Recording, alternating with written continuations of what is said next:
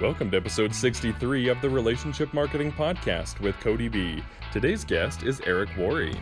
Eric Worre has been involved in network marketing since 1988 as an author, trainer, and champion of the profession. Eric's level of real-world experience, in-depth knowledge, uncompromising compassion, and absolute conviction to educate, invigorate, inspire, and empower network marketing professionals is simply unmatched. In 2009, Eric founded NetworkMarketingPro.com, the most watched online training site in the network marketing profession, with an audience in 137 countries around the world. Since its inception, Network Marketing Pro has produced an extensive library of more than 1,500 complimentary training videos, encompassing dozens of topics and interviews with the most iconic and successful distributors and thought leaders in the world. In 2010, he created GoPro Recruiting Mastery, an annual generic training event that has grown into the largest in network marketing history. In 2013, Eric released the first edition of the international best-selling book GoPro, 7 Steps to Becoming a Network Marketing Professional, which has sold well over 3 million copies to date and has become a must-read for anyone who is serious about building their network marketing business. In 2014, he produced and released the documentary film Rise of the Entrepreneur, which helps dispel many of the misconceptions related to network marketing. In 2015, along with his wife, Marina, he created a new annual event, The Most Powerful Women in Network Marketing, which has become the world's largest generic network marketing event designed specifically for women. Eric continues to be the world's most watched and trusted thought leader for network marketing training and support, and the Network Marketing Pro community has grown to almost 2 million leaders from more than 100 countries around the world. And now, Cody B. Hello, everybody. This is Cody Bateman. Welcome to our Relationship Marketing Podcast. Super excited, as I always am, for this edition, this episode. We have an amazing guest with us today, and you've already heard his bio, and I'm sure a lot of you are very, very excited to listen to this guy. I'm certainly excited to listen to him. I always am, and so it's just an honor to have him on. But before we say too much about our guest, again, I just want to reach out to all of those who listen in every single week, and kudos to all of you for the efforts that you're making to better your lives personally, to better your business lives. We applaud you. We applaud you in every single way there is. We encourage you to continue to be educated, continue to strive to be better.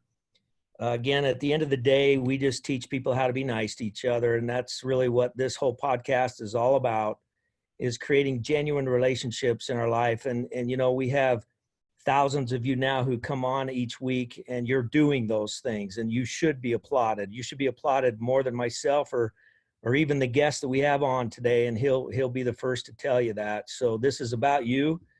But boy, we have an exciting show for you today. Let's no further ado, let's bring on a very dear friend of mine, Mr. Eric Worre. How are you, my friend? I'm doing good, Cody. How are you? You look good. You got that fancy blue suit. Yeah, I'm fancy. I fancy for you, bro. That's right. That's right.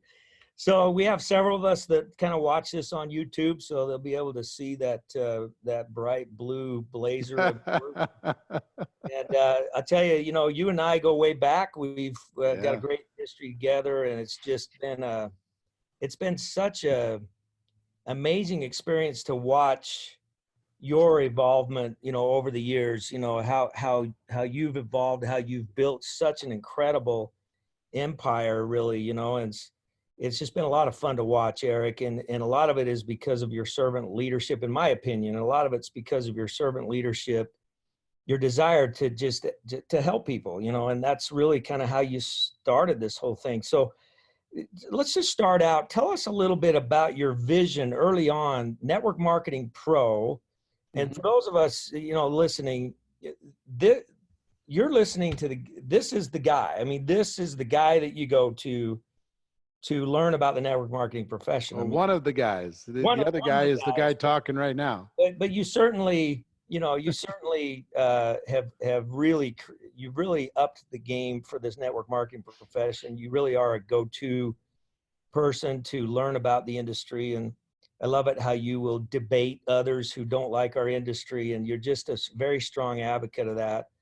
So for those of our listeners who are not in the network marketing profession, they may not be as familiar with you. Just share with us a little bit about, where you come from and how you had the vision to start Network Marketing Pro, which is the largest training, network marketing training facility, network marketing training online and offline, anywhere in the world today.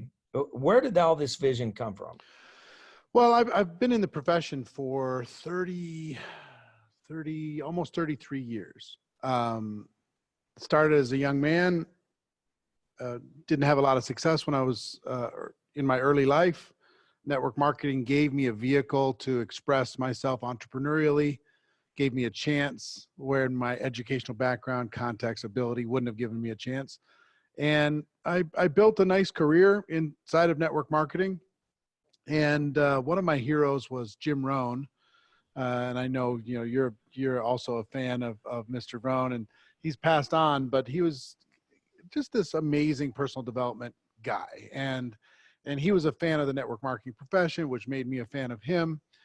And I remember thinking the first decade of the 2000s, 2008, 2009, wouldn't it be cool? This is just when video streaming was becoming a thing. Wouldn't it be cool if Mr. Rohn had a flip cam or some sort of camera in his pocket, or a little camera crew following him around with his adventures, and he'd share his ideas in different spots around the world, and that was left as a legacy? Wouldn't that be cool? And he was in failing health at the time, and I just decided I'm just going to do that as a project.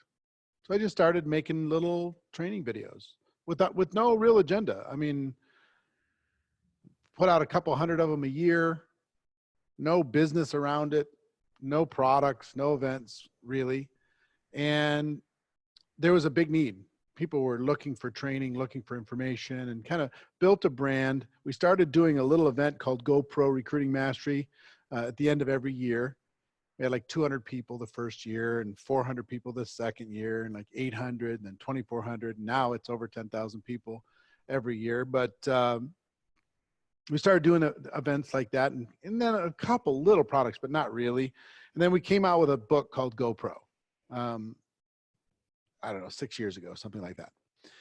And that book took everything to another level. It sold, that we know of, at least 3 million copies around the world, and became a useful tool for people. So today we do a couple events, a women's event and a big GoPro Recruiting Mastery event. We do leadership training. I'm leaving tonight to fly to Berlin to do a 3-day event in Berlin. First time to Berlin. I haven't been there before. But we travel around the world. We help different organizations. We help different companies. We help top leaders. And it's incredibly rewarding work, because I do believe that network marketing isn't perfect. It's got its warts. It's got its challenges. It's definitely judged out in the world. People don't give it its fair shake, mostly because a lot of that reputation is earned, frankly. But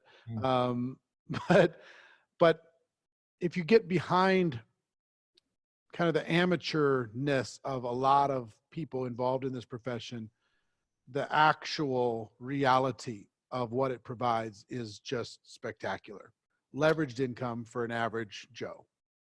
Yeah, there's no question about it. And again, the way you represent the profession has been absolutely amazing. And it's interesting. It's kind of interesting to listen to you kind of give us this humble guy approach to, I just started this out, no agenda, no thing. And there's a message to that, because I remember back in those days. I mean, I met you right after you started Network Marketing Pro, and you were still in the very early stages of it, and you were still at that phase. I remember we were on a cruise once, and you were back in the back room doing some films, doing some of your free video footage. My little flip cam. Now it's my phone, but remember the flip cam?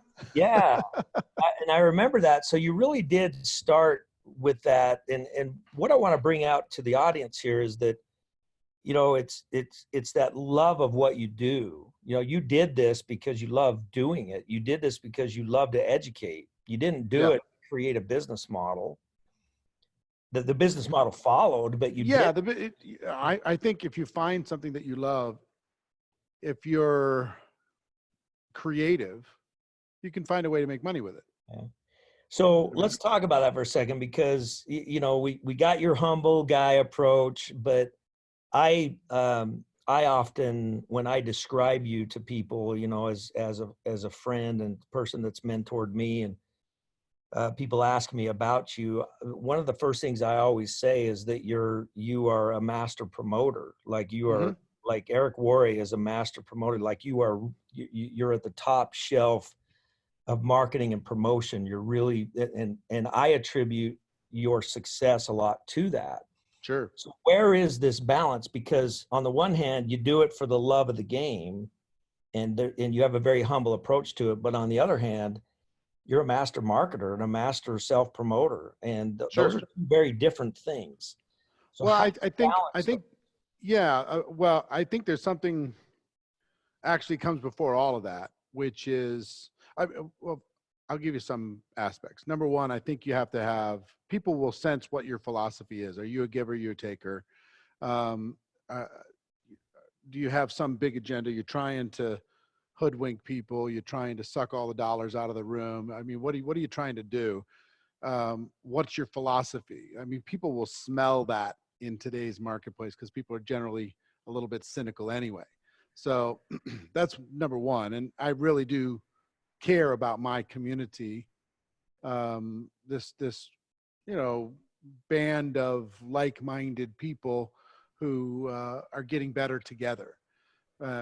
We're all sharing ideas and strategies and insights. So that's number one. Number two, if you bring value to that group, Harvey McKay, both of our good friends, he says that every person that you come into contact with, your mindset needs to be, what can I do for you? Number one.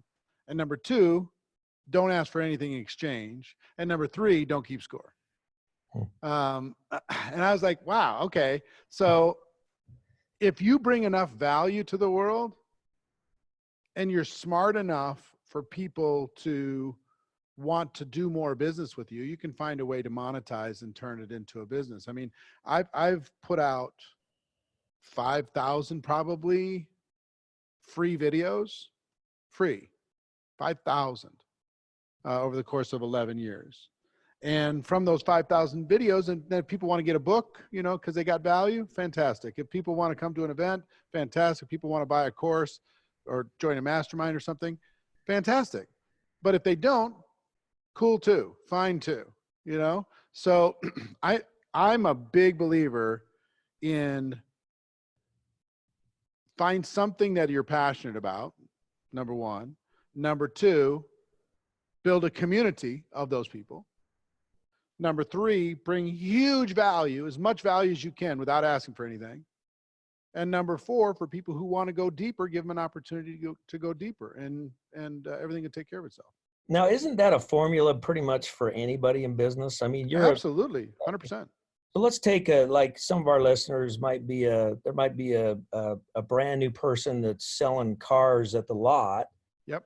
And they're tapped into our relationship marketing system, trying to learn how to be a better salesperson at the car lot. Mm-hmm. So let's take those four things you just said, and how does that apply to that brand new car salesperson? Well, it's a little different because there's direct approaches and there's indirect approaches. Okay. I'm going to give you an indirect approach first. If, let's say, that car salesperson, if they're just talking about selling cars all the time, it looks like a commercial. Yep. But let's say, this is a picture of our son catching a fish, right? So let's say they're into fishing. And they like fishing for salmon or whatever it is. They can literally create a huge community around salmon fishing. And that's all they talk about. Here's where I went this last time. Here's what I'm going on with here. And pretty soon, all the salmon fishing people in the world, you got to get creative to find all those people. But if you go look online, how many salmon fishing groups do you think you can find? How many like-minded individuals do you think you can reach? How many people in your local city are into salmon fishing? And you can bring value to that group. And every once in a while, you can let them know, hey, if you're looking to buy or sell a car, here's what I do over here. But you built a relationship based upon the salmon fishing. So whatever it is, find something that you're really passionate. For me, it was network marketing and personal development. So I kind of blended personal development and network marketing training together and provided value to that kind of that constituency of whatever 100 million people around the world that are involved in the profession. So that's an indirect approach. A direct approach could be, I'm building a 1965 Mustang right now as an example. And my cousin has been doing this for 40 years, building Mustangs from the ground up. I mean, with the, what's a Coyote engine, the whole deal. So could you do something around, if you're in the car business, could you do something around, let's say you're selling Mercedes, could you do something around a particular kind of Mercedes and build a club around that and talk about the value of that and have the featured car of the day around that and have all the other Mercedes fanatics connected to that group? Sure.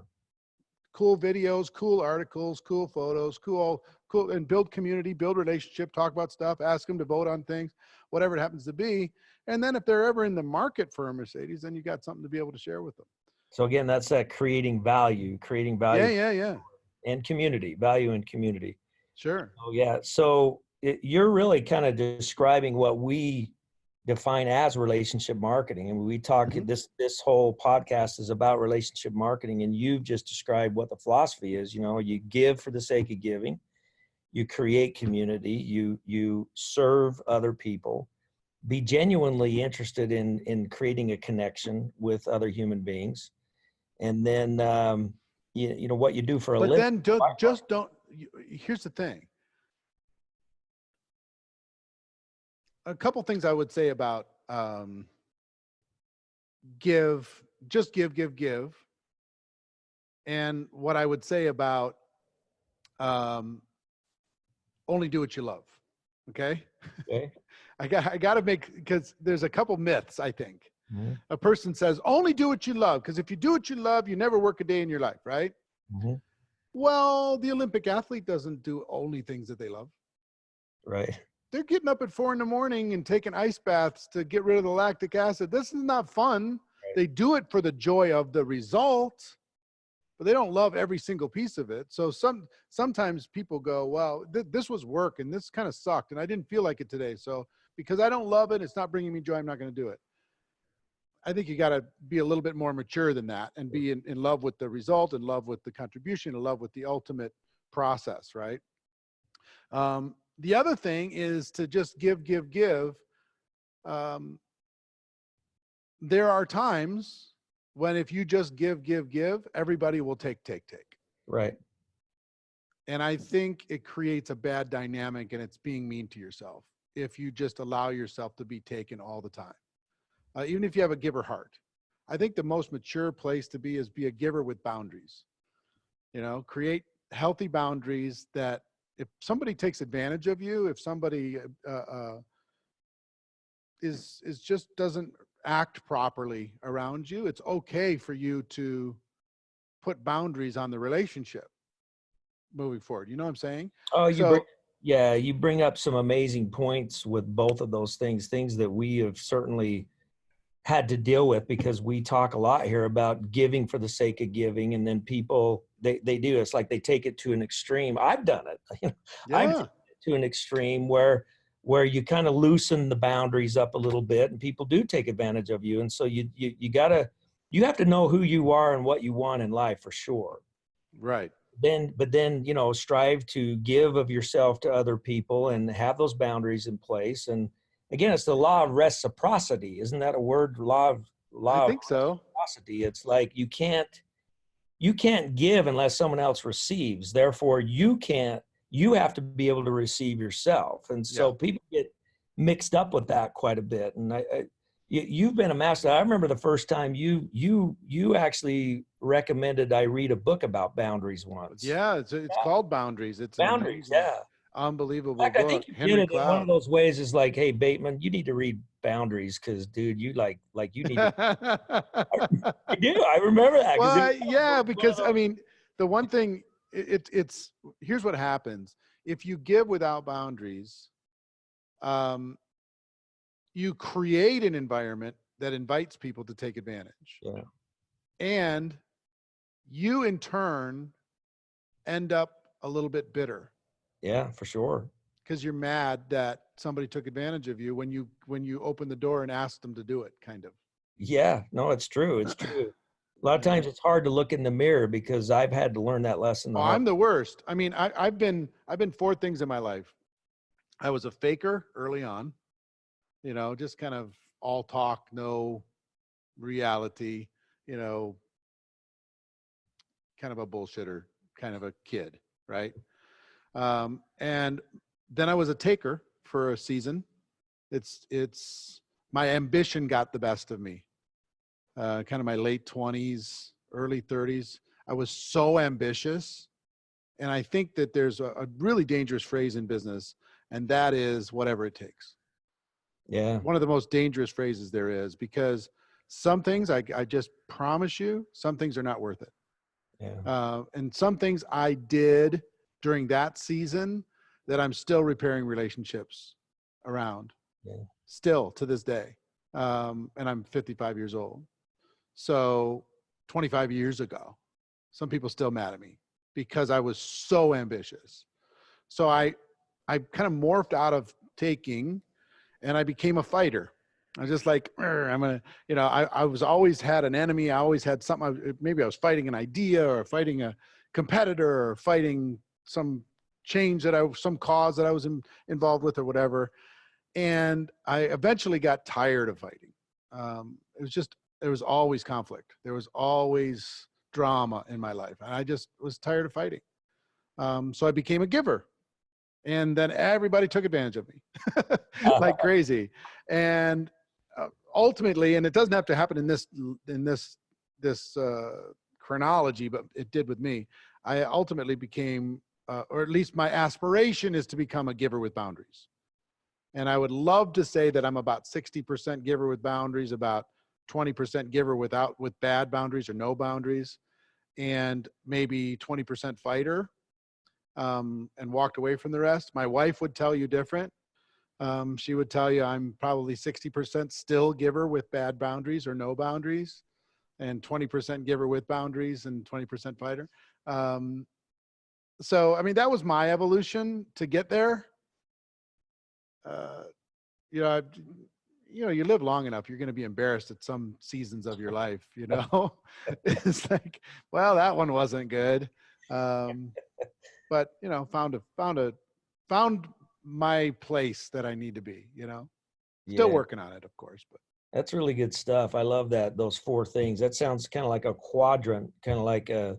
Yeah. I mean, it shouldn't have to be. I mean, Yeah. you shouldn't have to be a faker and a taker. Yeah. But it's a reality. I mean, it's a It reality. was for me. Yeah. You go through phases. You definitely go through phases where you do stupid stuff. There's no doubt about that. I think everybody does, and everybody's got to learn from those things, cut each other a little bit of slack, and just move forward and try to be better. Well, can I say one thing about that? Because you've been an example of this ever since I've known you. I've adopted a philosophy that is painful at times, but I think necessary for entrepreneurial type people. And the philosophy is this: say yes to whatever it is, tell the world that you're going to do it, and then figure it out. Mm-hmm. And that's what entrepreneurs do. Yep. I'm going to go do this thing. How? I have no idea. I'm just going to do it. And tell the whole world we're going to do it.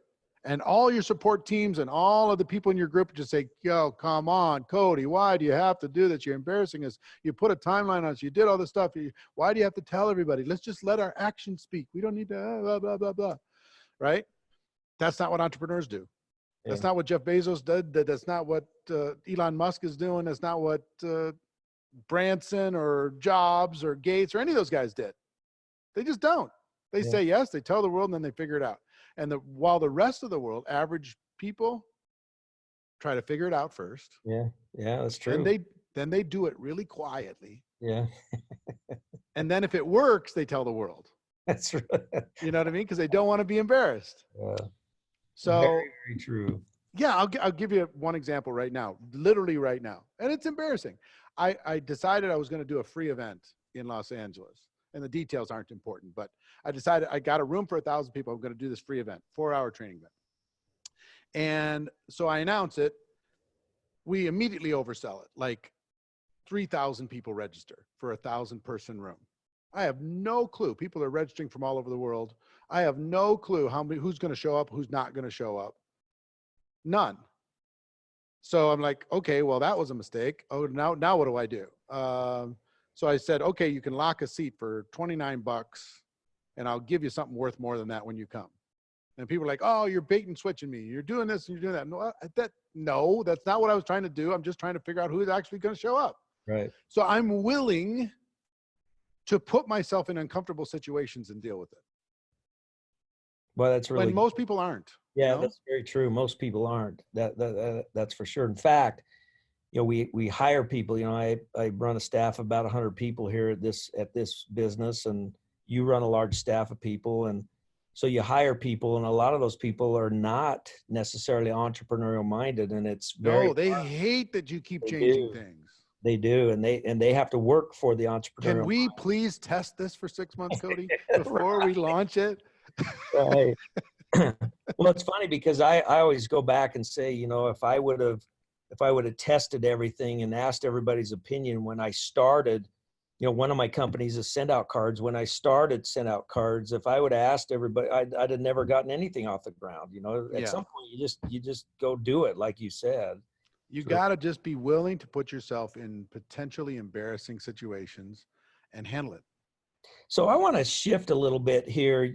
I know that you do a lot of international travel, and you do a lot of your business internationally, and you have a chance to speak to large audiences. In fact, I think you're going to Berlin or something here tonight. Yep.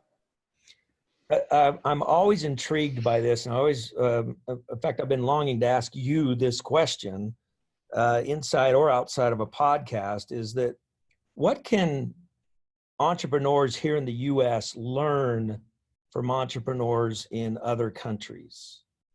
Like I hear all these stories about how you go over to other countries and people are lining up around the block and around the street to get involved with an opportunity, and they're hungry, So is that really going on? And what can we in the United States learn from people in other countries about entrepreneurialism? Well, I will tell you, I think there's a general belief that people are hungrier internationally than they are in the United States. That the geography's the thing, or the political landscape's the thing.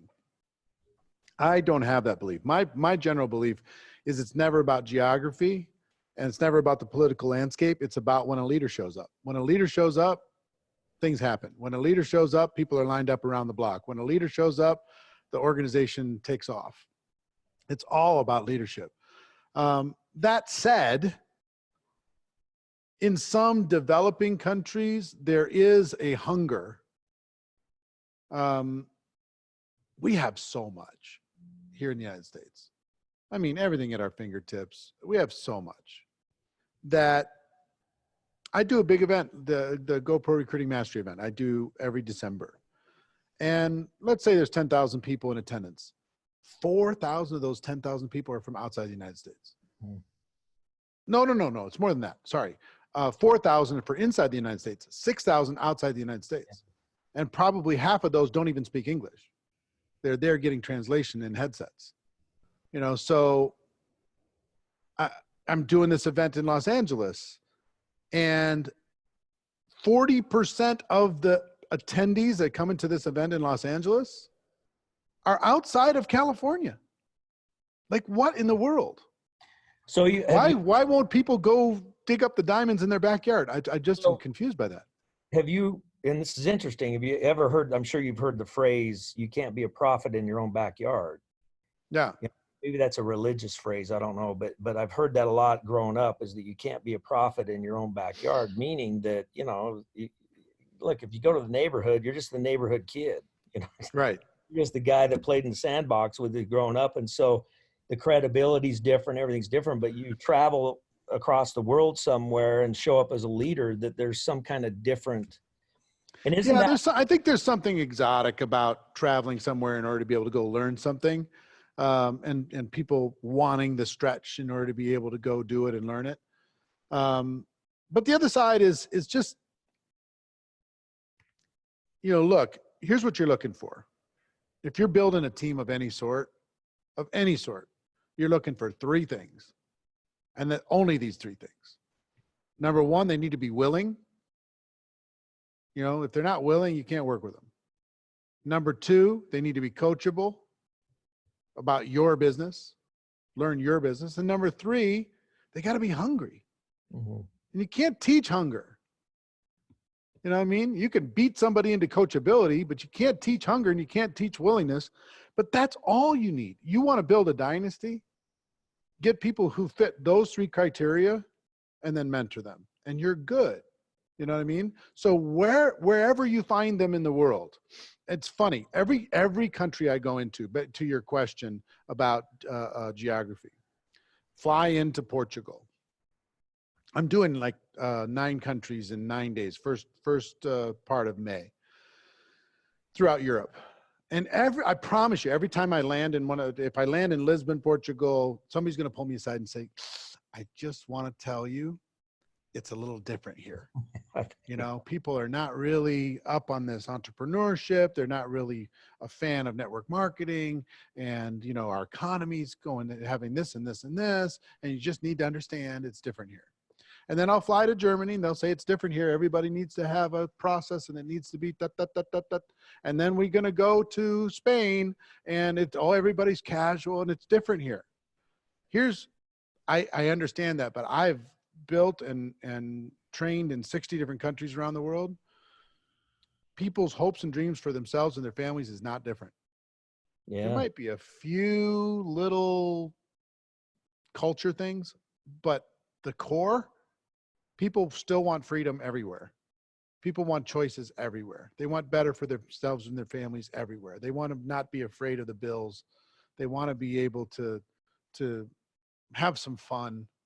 You know, we're really not that different, no matter what our age is and our color is, and, you know, the political backgrounds that we come from or religious backgrounds. We're at the core of what drives us, at least economically, we're pretty much the same. Yeah. Interesting. So let me shift yet again. Mm-hmm. There's so much that I want to ask you, I want to shift a little bit again, because again, this is something that's been on my mind lately. I want to talk a little bit about network marketing, the network marketing profession and the franchising profession a little bit. And it's interesting because when you talk to a network marketer and bring up franchising, it always turns into a debate, you know, which model's better. You know, we're better because of this and this, and they say they're better because. I don't want to do that. I don't want this to be a debate about who's better.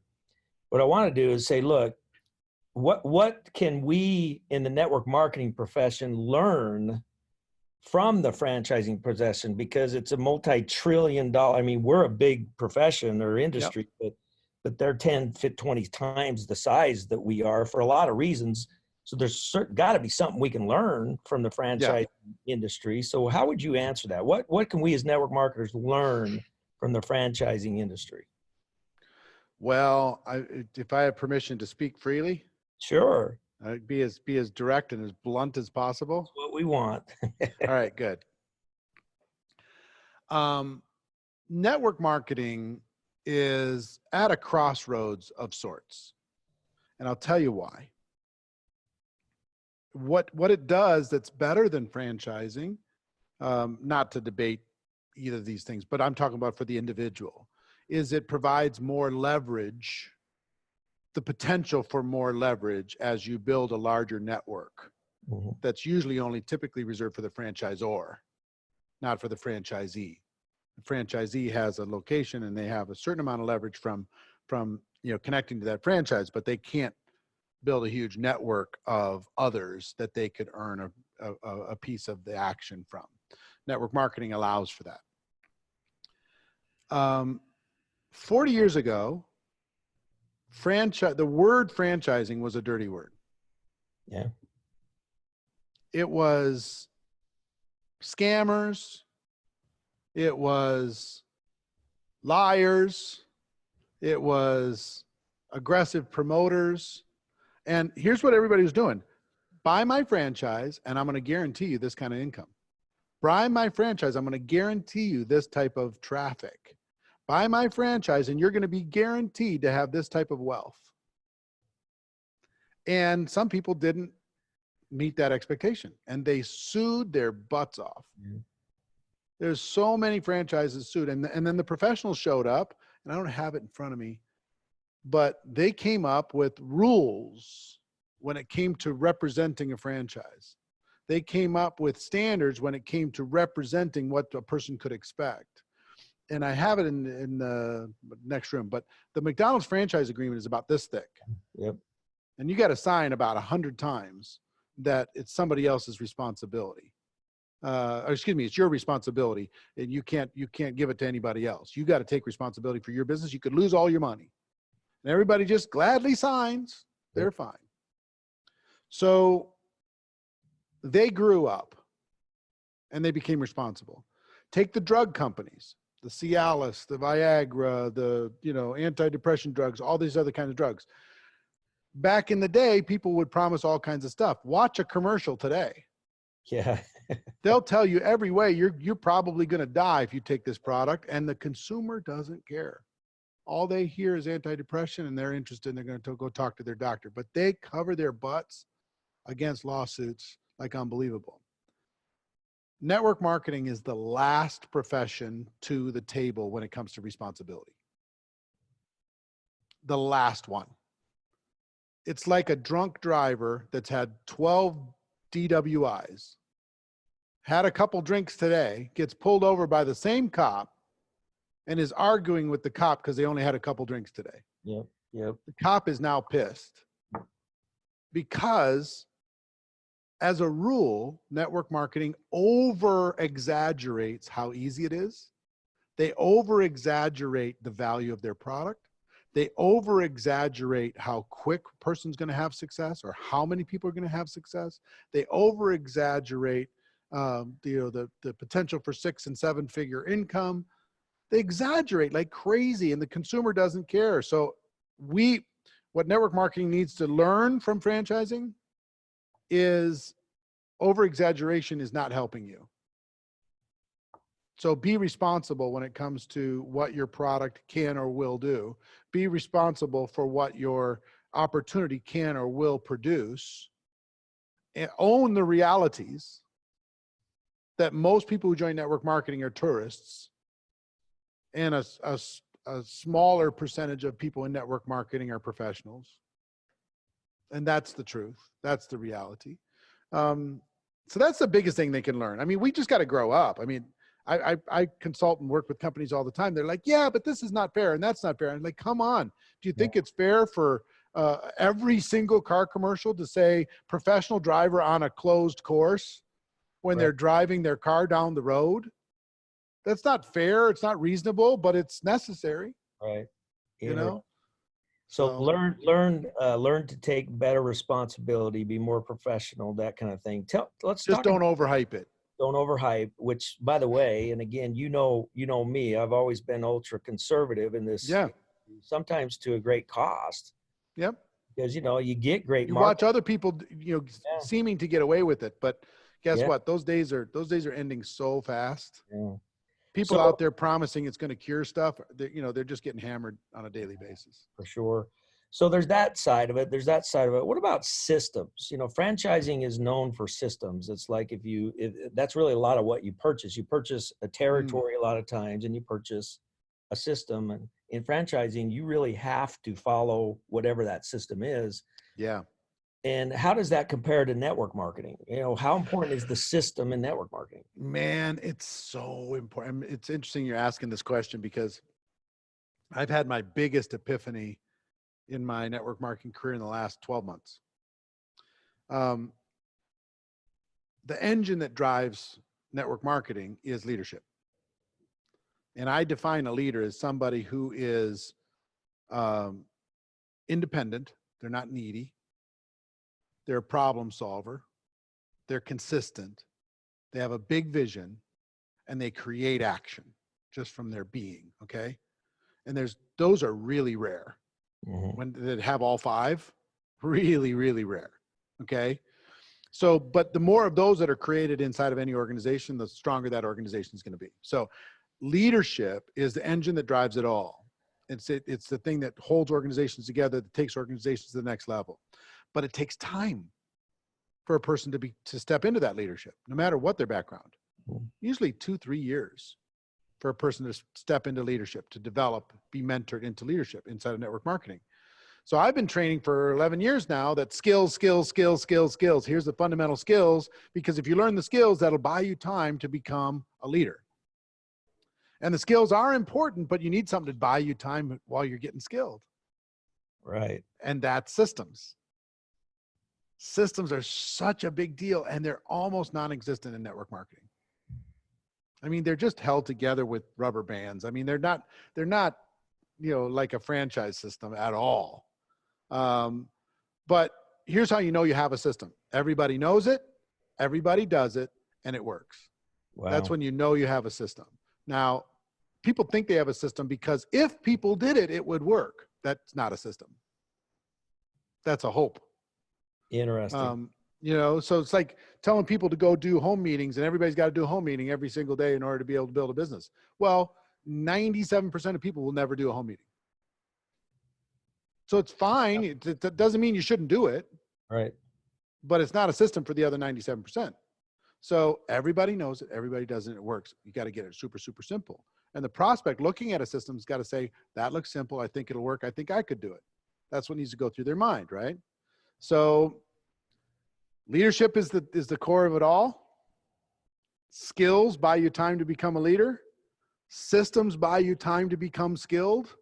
And then one other layer is like what I call campaigns, short-term little bursts of challenges and blitzes and campaigns buy you time for people to learn a system. So the whole thing, like franchising, just amazing at it because they'll force you to do the system, right? And you've already invested a bunch of money. People in network marketing invested $200. Hard to force them to do anything. Right. So you got to figure out ways to plug people in and get them some quick results. But one of the biggest things that I learned 25 years ago, the whole key to network marketing success, in my opinion, is you got to buy time. Getting people to stay another 90 days, and then another 90 days, and then another 90 days, and then another 90 days. And eventually the penny drops, and they make a decision. And that's what all these different things do. I mean, I spend most of my time right now either helping leaders or companies with systems, top to bottom. Interesting. Yeah. Well, this is really good stuff, Eric, and we appreciate the time you spent with us today. I always like to close my shows by kind of giving you the floor. Just letting you take the floor and do whatever you want. You've kind of been, you've been sequestered into my questioning, and so I want to just, this is freestyle. Eric Worre, freestyle. Just give us whatever you feel like our audience needs to hear right now about entrepreneurialism, about personal development, about staying positive, about being successful, and even about if they're interested in network marketing. Go ahead. Well, first of all, I want to start by saying you've been an ambassador for this profession for a lot of years.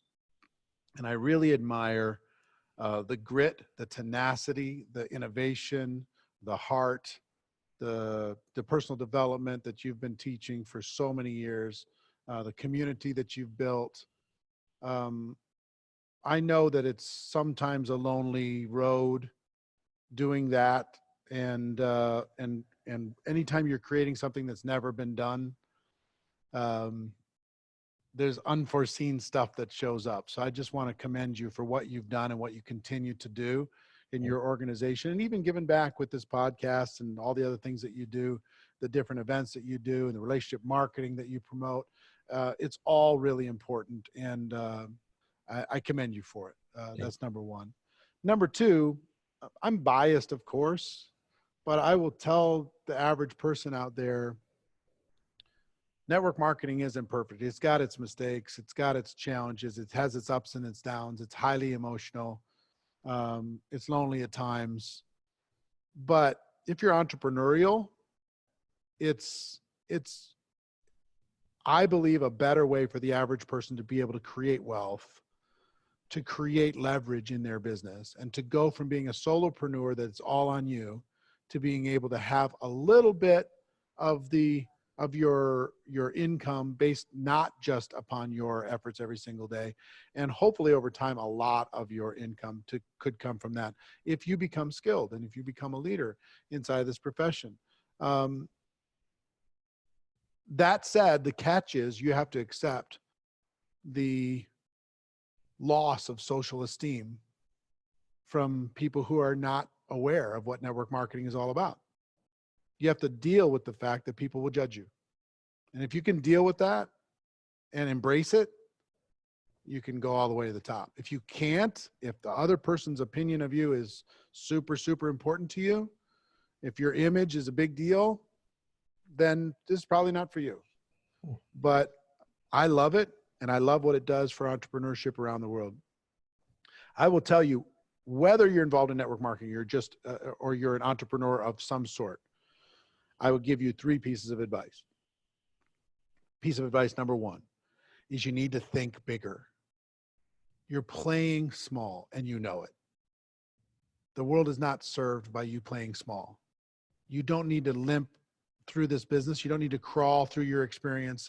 If you're going to do it, just decide to swing big. Decide to give yourself permission to think bigger than you ever thought possible.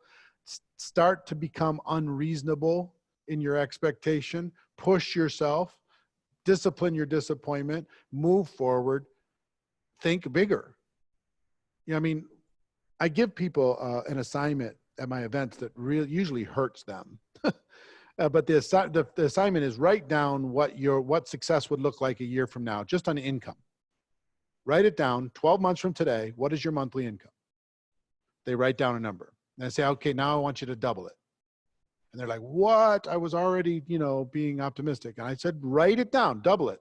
Write it on that piece of paper. They write it down, and they're sweating, and they're shaking their heads, and they're doing, oh man, this is hard to even look at. And then I said, now I want you to double it again. And their heads blow off their shoulders. And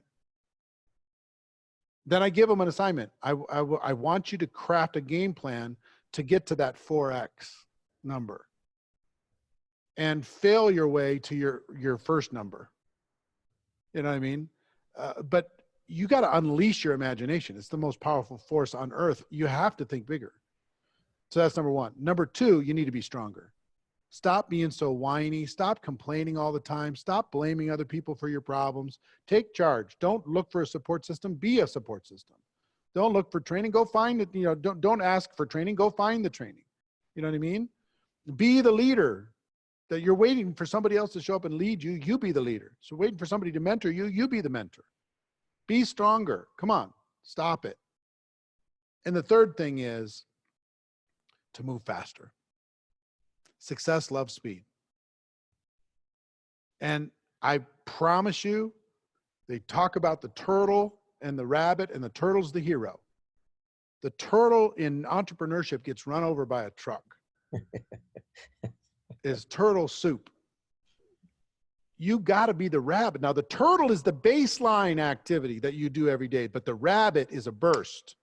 Pick 30 or 60 or 90 days and go like your life hung in a balance, and then be the turtle, and then be the rabbit, and then be the turtle. I get people in entrepreneurship all the time say, well, you can't beat somebody who won't quit. Well, yes, you can. There's people just miserable all over the world in entrepreneurship that haven't quit, but they haven't gotten any better. They're just still there, still hanging out. So look, move faster. Think bigger, be stronger, move faster. The world needs you. The world is waiting for leaders. The world will make a way for leaders any day, anytime, anywhere, inside of any profession. Just decide that you're going to be one. Change your mindset from from employee minded to entrepreneurial minded. And Cody, again, I just want to thank you for what you've done, what you continue to do. I think you're just a fantastic ambassador for personal growth, for relationship marketing, for entrepreneurship, and you provide an incredible vehicle for entrepreneurship in your company. So I'm a fan, my friend. Well, Eric, same back at you. We certainly appreciate you. There you have it, my friends. From my dear friend and brother, Mr. Eric Worre. Go to networkmarketingpro.com. Also, the best selling book, author of the best selling book, GoPro 7 Steps to Becoming a Network Marketing Professional. 3 million copies of that book have been sold. I encourage you to get a copy of that. If you don't have it, it's available anywhere that's imaginable. So yeah, any final, what would you ask people to do to learn more about what you do? Is it network marketing? Oh yeah. I mean, they can go to the website, find me anywhere on social. Yeah. Either my name or whatever. That's all great. If you're involved in entrepreneurship or you're interested in personal development, hopefully I can help you at some point down the road. But just know this, if you've taken the entrepreneurial path, I'm your friend and I'm your fan. And I know that we are uncommon people, but this group of uncommon entrepreneurial people change the whole world. We make the world better for all the other employee-minded people that are never going to understand why we do what we do. Well, there you have it, Mr. Eric Worre. Thank you so much for being with us. Appreciate your time today. Best wishes as you travel overseas, and appreciate all that you do. So there you have it, my friends. We'll see you on yet another episode, and we're looking forward to continuing to bring you this kind of content. And just remember, go out there and be kind to people, be nice to people. And as Eric says, create a few boundaries along the way as well. So appreciate that very much. Take care, everybody. We'll see you next time now. Enjoyed this episode of the Relationship Marketing Podcast with Cody B? Be sure to subscribe to the show and leave a review so that together we can get this message, The Power of Human Connection, out to the world. You can find Cody's new book, The Power of Human Connection, on Amazon or the Send Out Cards gift store.